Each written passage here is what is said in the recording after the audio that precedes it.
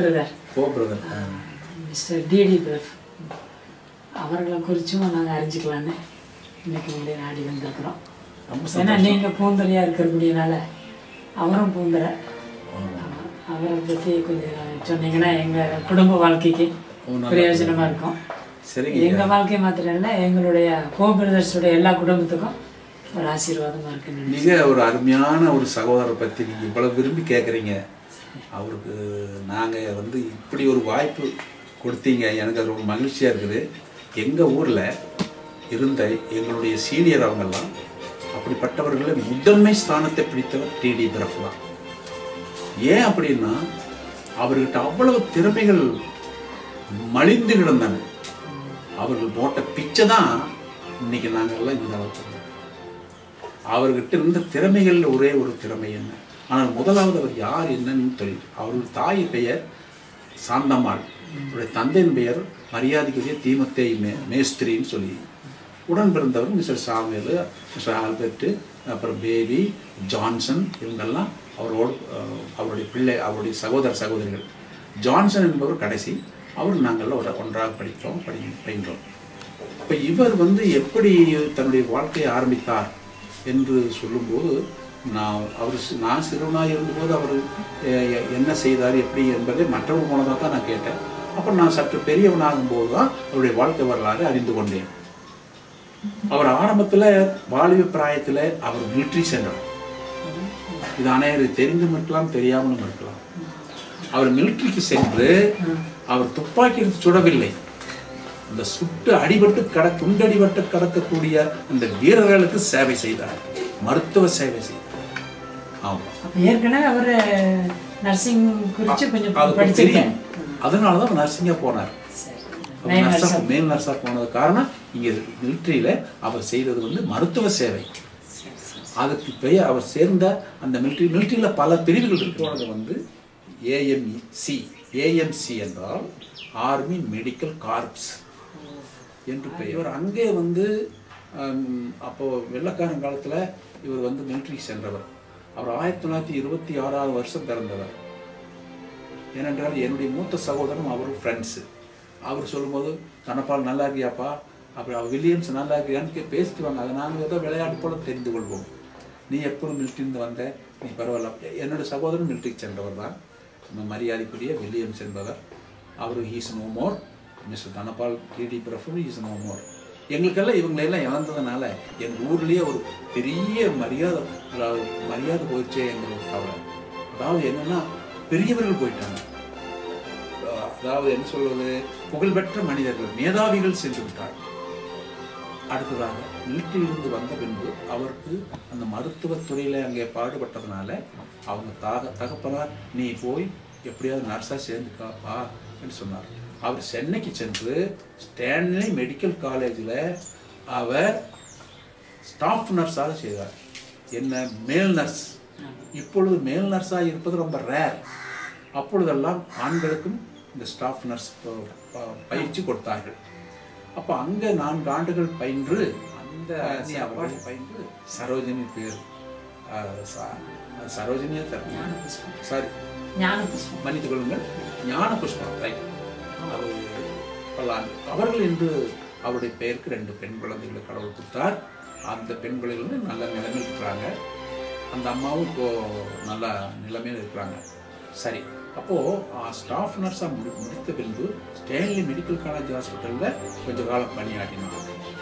அதன் பின்பு எப்படியாவது நம்ம பகுதிக்கு சென்றால் நலமாக இருக்குமே என்று எண்ணி அவர் வந்து ஈரோட்டில் உள்ள நமது கவர்மெண்ட் ஹாஸ்பிட்டலில் ஸ்டாஃப் நர்ஸாக பல ஆண்டுகள் பணியாற்றினார். ரிட்டையர்டாக வரைக்கும் அங்கே தான் பணியாற்றினார்.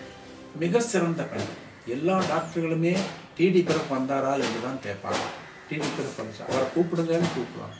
என்னையா என்ன சமாச்சாரம் என்று கேட்டால் அதுக்கு கரெக்டாக பதில் கொடுப்பார். எல்லா பப்ளிக்ஸ் நோயாளிகள் எல்லாருமே பிரஃப் ஐயா வந்துட்டாரா, பிரஃப் ஐயா வந்துட்டாரா என்றெல்லாம் கேட்பாங்க. அவங்களுக்கு அது ரொம்ப எல்லாருக்கும் பிரியமாகும்படி நடந்து கொண்டார். நானும் கூட அவரை சந்திப்பதற்காக எப்படி இருப்பார் டிடி பிரஃப் என்று, அன்னார் எப்படி இருப்பார் என்று சொல்லி நான் அங்கே போய் சென்று பார்ப்பேன். இது ஒரு பக்கம் அவருடைய தொழில், அது அப்படி இருக்கட்டும். அடுத்ததாக இன்னொன்று மிக முக்கியமானதை நான் அவரை பற்றி சொல்ல வேண்டிய அவசியம் உண்டு. இது அனைவருக்கு தெரிந்தும் இருக்கலாம், தெரியாமலும் இருக்கலாம். நான் தெரிந்ததை சொல்ல வேண்டும். அவர் ஒரு சிறந்த நாடக தந்தை. இதில் சொல்லிக்கொள்ள மிகவும் பெரிய ஆசைப்படுகின்றேன். கிறிஸ்துமஸ் சமயத்திலே அவர் எங்கள் ஊரில் சகோதரர்களோடு சேர்ந்து எல்லாத்தையும் ஒன்று திரட்டி என்னென்ன நாடகம் எழுத வேண்டும் என்று எழுதி கொண்டு வந்து இங்குள்ள அவருடைய பிராயத்தில் உள்ள சகோதரர்களை ஒன்றாக திரட்டி அந்த நாடகத்தை எல்லாருக்கும் சொல்லி தருவார். சரி, அது அப்படியே இருந்தாலும் அந்த நாடகத்தில் நடித்து எல்லாரும் அழும்படி ஒரு நாடகத்தை கொண்டு வந்தார். அவர் என்ன நாடகம், ஏன் ஐயோ தனப்பால யார் புத்தகம் யாரு இன்னெல்லாம் மக்கள் எல்லாம் எழுந்து கேட்டுட்டாங்க. அந்த அளவுக்கு நேச்சராக இருந்தது. ஒரு பழுக்க காட்சியாக இரும்பில டிடி பிரபக் புத்திர மாதிரி ஒரு காட்சி. அதை புத்த போக பெண்கள் எல்லாம் எழுந்துச்சிட்டாங்க. ஏன்பா தனப்பால போய் யார் இப்படி குத்தருக்கு போடுறது, விடமாட்டான் என்று சொன்னாங்க. அப்போ அந்த அளவுக்கு தத்திரவமாக அவர் அந்த வசனங்கள் எல்லாம் மிக சிறப்பாக நடத்தியிருந்தார். அது 1 வருஷம் 2 வருஷம் அல்ல, பல ஆண்டுகள் நாடகத்தை நடத்தினார். அப்போ அவர் அதிகமாக பயன்படுத்தின பாடல்கள் என்றால் சினிமா பாடல்கள், பழைய பாடல்கள் எல்லாம் இங்கே கொண்டு வந்து அவர் பாடுவார். அந்த மாதிரி உழவும் தெண்டல் என்று ஒரு பாட்டு வருகிறது. அதாவது மந்திரி குமாரி என்ற சினிமாவில் உலகும் தென்றல் காற்றினிலே என்ன பாட்டு. இந்த பாட்டுக்கு நேரடியாக ஒரு அற்புதமாக நடத்தினார். எல்லாரும் பார்த்து இது உண்மையில் சினிமா மாதிரி தெரிகிறதே, நிஜமா இங்க எப்படி சினிமா வந்தது என்று சொல்லி அந்த பாத்திரத்துக்குள் தண்ணீரை ஊற்றி ஒரு நீளமான பேப்பரில் கலர் அடித்து அந்த பேப்பர் இங்கொருவனும் அங்கொருவனும் என்று ஆட்டினார்கள். அலைபாய்து போல இருந்தது. எல்லாரும் எழுந்து நின்று பார்த்தார்கள் அந்த காட்சியை. எப்படி இப்படி நடந்தது, தண்ணீருக்குள்ள எப்படி படகு போகுது என்று ஆச்சரியப்பட்டார். அவ்வளவு ஞானமாக அவர் அந்த காட்சியை முடிச்சார். அது பெரிய ஒரு அற்புதம் தான், எல்லாருக்குமே அற்புதம். இன்று அந்த மாதிரி நடத்துவதற்கு அவருக்கு பிற்பாடு ஆட்கள் இல்லை. எங்களுக்கு மன வேதனை. கிறிஸ்துமஸ் வந்தாவே மிஸ்டர் டிடி பிறகு வரலையே, அவரோட சேர்ந்த நண்பர்கள் எல்லாம் எங்கே போய் மண்ணுக்குள்ள படுத்தி. பிறகு இந்த நாடகத்துறையில அவர் நடிப்பு மாத்திரம் அல்ல, அந்த நாடகத்துக்கு தேவையான சீனரிஸ் அதை அவரே கையால வரைவார். எல்லாரும் தூரத்திலிருந்து பார்க்கும்போது இது எப்படி, இது வேறு எங்கிருந்தோ சீன் வரைந்த பெரிய ஆர்டிஸ்ட்டு இது வரைந்து வாங்கி கொண்டு வந்து இங்கே பயன்படுத்துகிறார்கள் என்று எண்ணும்படியாக அவரே 2 மாதத்துக்கு முன்பே சீனரிஸ் எல்லாம் வரைவார். 4-5 சீனரிஸ் வரைவார். பார்த்தா அவ்வளவு ஆச்சரியமா இருக்கு. இப்படி அப்போ அவருக்கு இந்த இந்த ஓவியம் வரைவதில் மிகவும் ஆவல் உள்ளவர். அது மாத்திரமல்ல, அவர் தந்தையை மிக சிறப்பாக இன்னைக்கு அது உயிரோடு இருக்கிற தந்தை. அவருடைய படம் அது தன்னையே போட்டோ எடுத்து வரைந்து தன் வீட்டிலே வைத்திருக்கிறார். மரியாதைக்குரிய டிடி பிரபன் அவர்கள் தன்னையே தன்னுடைய போட்டோவை வைத்து அப்படியே வரைந்திருக்கிறார். அது உதாரணமாக அதை சென்று இன்றும் பார்க்கலாம். ஏனென்றால் அவர் ஓவியத்தில் சிறந்தவர் என்பதை அறிந்து கொள்ள அது ஒரு சாட்சி இருக்கிறது. அவர் வீட்டில் எங்கள் ஊரில் அவர் வரைந்த படங்கள்லாம் இருக்கின்றது. அந்த சீனரிஸ் எல்லாம் அது வீணாக போய்விட்டது. ஏனென்ற காலமாக அது நாட்கள் பத்திரப்படுத்தாதனால, அதனுடைய உபயோகத்தை மக்கள் புரிந்து கொள்ளாதனால அந்த சீனரிஸ் எல்லாம் எங்கென்று தெரியவில்லை. ஆனாலும் எங்களுடைய உள்ளத்தில் எங்கள் ஊரில் உள்ள அத்தனை பேருக்குமே அவர் ஒரு மிக சிறந்த சகோதரனாக காணப்பட்டார். எல்லாருடைய உள்ளத்திலையும் வாழ்கின்றார். அவர் எங்கு சென்றார் என்பது தேவனை.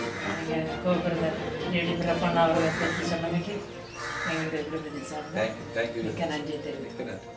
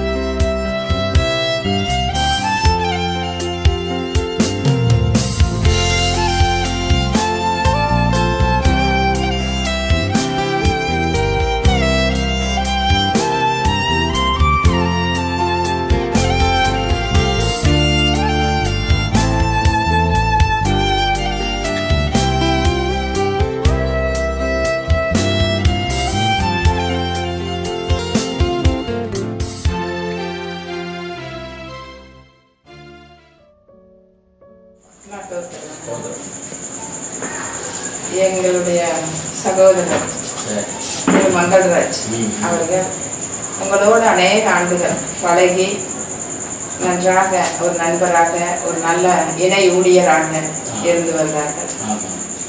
அவர்களுடைய சந்ததிகள் இன்று அவர்களை குறித்து அறிந்து கொள்ளவும் அவர்களுடைய காரியங்களை உணர்ந்து அவர்களும் அதில் நல்ல காரியங்களை தெரிஞ்சுட்டு அதில் வளரவும் இது பிரயோஜனமா இருக்கும். அவரை குறித்து அவருடைய ஊழியங்கள் அவருடைய குணநலன்கள் பற்றி நீங்க உங்களுக்கு தெரிந்ததை மங்கள்ராஜன் சொன்னாவே எனக்கு ஒரு பெரிய சந்தோஷம் மகிழ்ச்சி.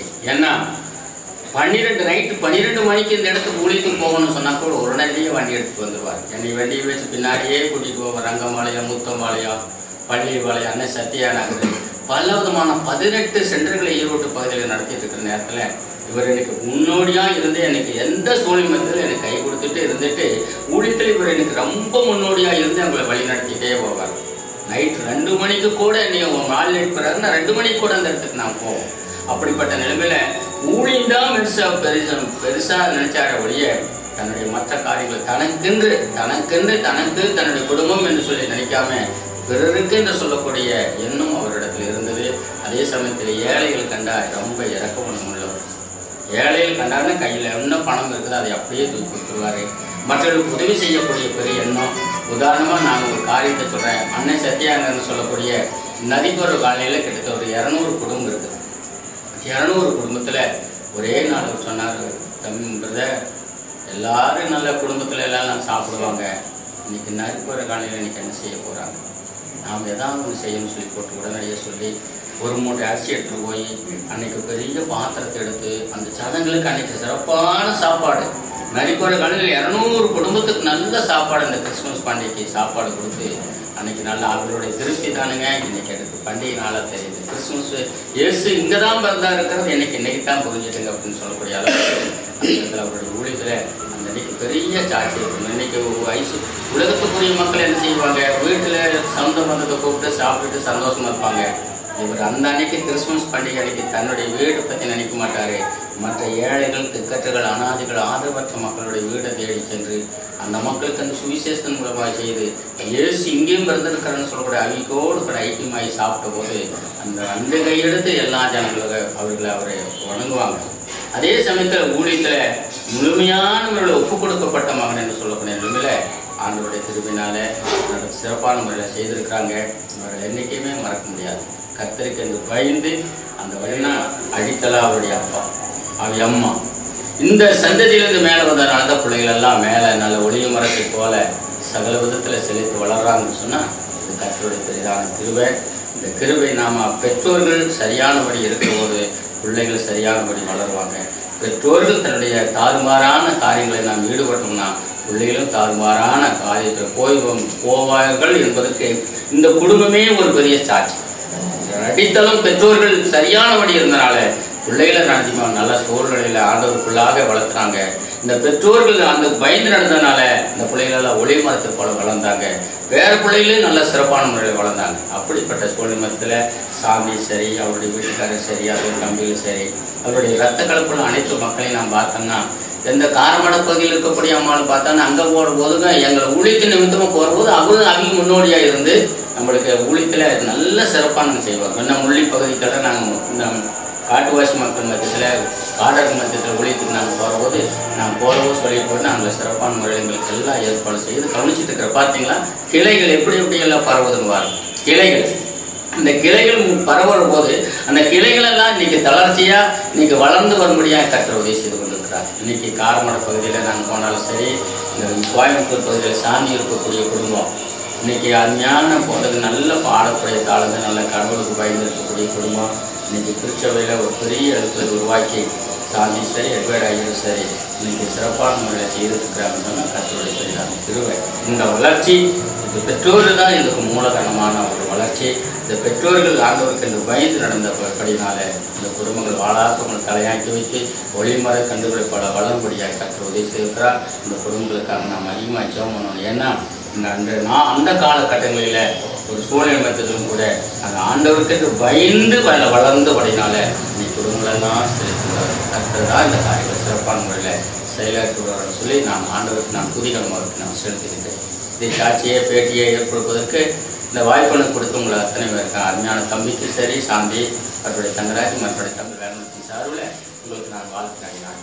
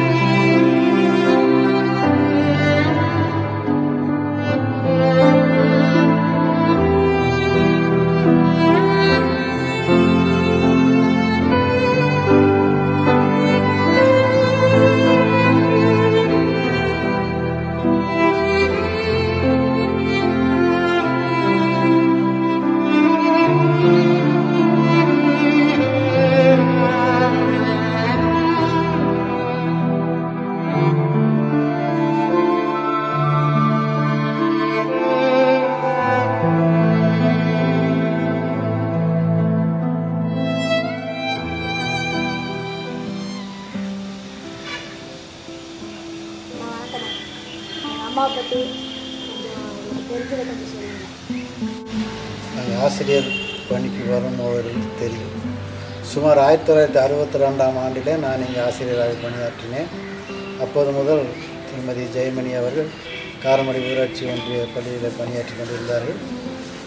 எங்களுக்கு மிகுந்த உறுதுணையாக இருந்தார்கள். என் திருமணத்திற்கு பிற்பாடும் அவர்கள் இந்த ஆசிரியர் காலனில் கூடி வந்தார்கள். நாங்களும் இந்த ஆசிரியர் காலனில் கூடியிருக்கும்போது எங்களுக்கு பல விதங்களில் உதவி செய்தார்கள். ஒரு குடும்ப தலைவியாக இருந்து அவ்வப்போது நல்ல ஆலோசனைகளை சொல்லிக் கொண்டிருந்தார்கள். இந்த ஆலயம் கட்டுவதற்கு முயற்சி எடுக்கும் பொழுது அவர்கள் தங்கள் முழு ஒத்துழைப்பு கொடுத்து ஆலோசனை கொடுத்து இந்த ஆலயம் கட்டுவதற்கான வழிவாசலை கூட அவர் திறந்து கொடுத்தார்கள். இந்த ஆலயம் கட்டி முடிப்பதற்கு அவரும் அவருடைய கணவரும் மிகுந்த உதவியாக இருந்தார்கள் என்பது உனக்கு தெரியும். அதோடு மட்டுமல்ல, அவர்கள் கடைசியாக புங்கம்பாளையம் என்ற பள்ளியில் ஓய்வு பெற்று தன்னுடைய வீட்டிலே இருந்து தோட்டத்தையும் வீட்டையும் கவனித்து கொண்டிருந்தார்கள். அப்புறம் நாங்கள் அடிக்கடி எங்களுடைய குடும்பம் அவர்களோடு நெருங்கி பழகினாலே எங்களுடைய மகன் பாபு, தினா போன்றவர்களிடத்தில் மிகவும் பாசமாக பழகினார்கள்.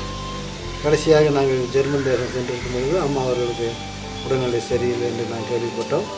அதற்கு முன்பதாக அவருடைய மூத்த மகன் குமார் அவர்கள் உடல்நிலை சரியில்லை என்று சொல்லி கேள்விப்பட்டோம். அந்த நேரத்தில் தான் அவர் இறந்துவிட்டார். அந்த காலத்திலிருந்து அவர்கள் தன் மகன் நினைவாக மிகவும் வருத்தமுற்றிருந்தார்கள்.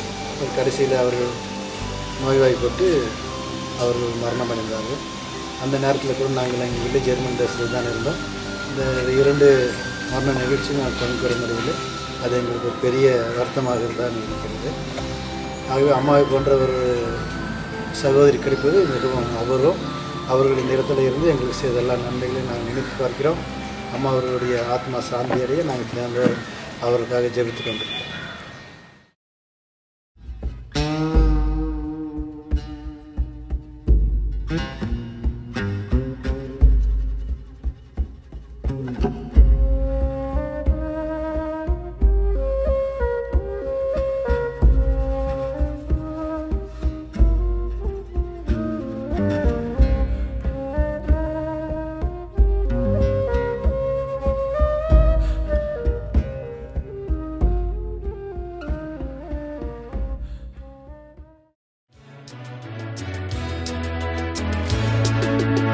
ஆனந்தமே பரமானந்தமே இயேசு அண்ணலை அண்டினோர்க்கானந்தமே இயேசு அண்ணலை அண்டினோர்க்கானந்தமே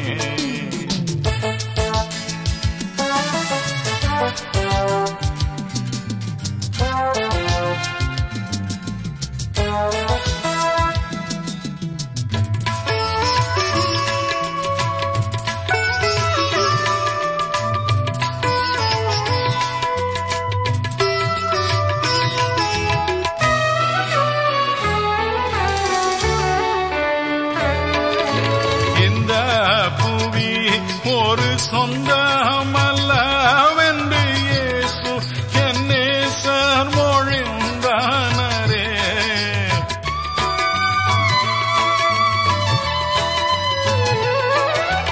இந்த புவி ஒரு சொந்தமல்லவென்று இயேசு என் நேசர் மொழிந்தானரே.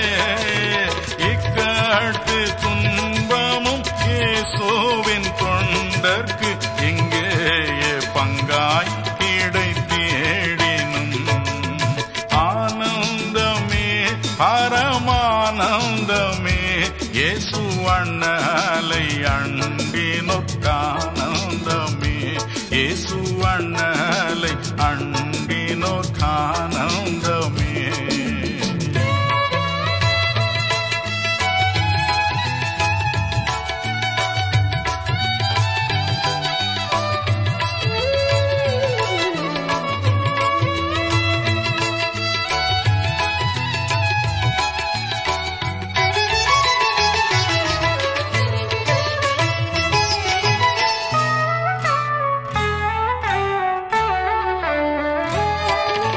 துன்பங்கள் தொல்லை இடுக்கண் இடறிவை கொண்டார் எமை அண்டி வந்திடினும்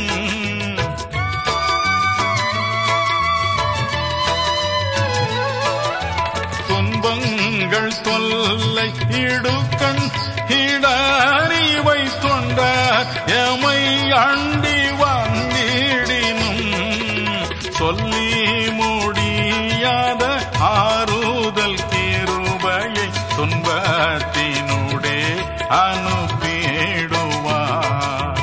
ஆனந்தமே பரமானந்தமே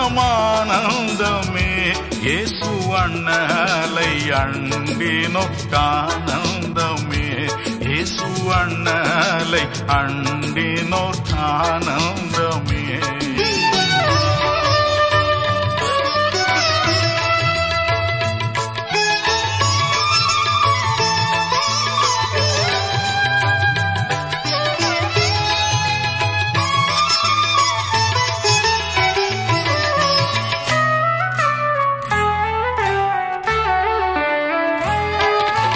கர்த்தாவே நீர் செந்தன் காருண்ய கோட்டையே காரணமின்றி கலங்கனையான்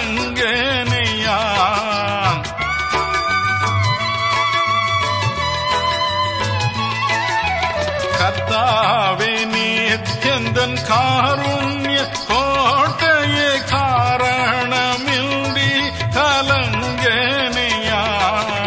விசுவாச பேழையில் மேலோகம் வந்திட மேவிய சுகான் பிடித்தேடுமே. ஆனந்தமே பரமானந்தமே, இயேசு அண்ணலை அண்டினோர்க்கானந்தமே. இயேசு அண்ணலை அண்டினோர்க்கானந்தமே. இயேசு அண்ணலை அண்டினோர்க்கானந்தமே. இயேசு அண்ணலை அண்டினோர்க்கானந்தமே.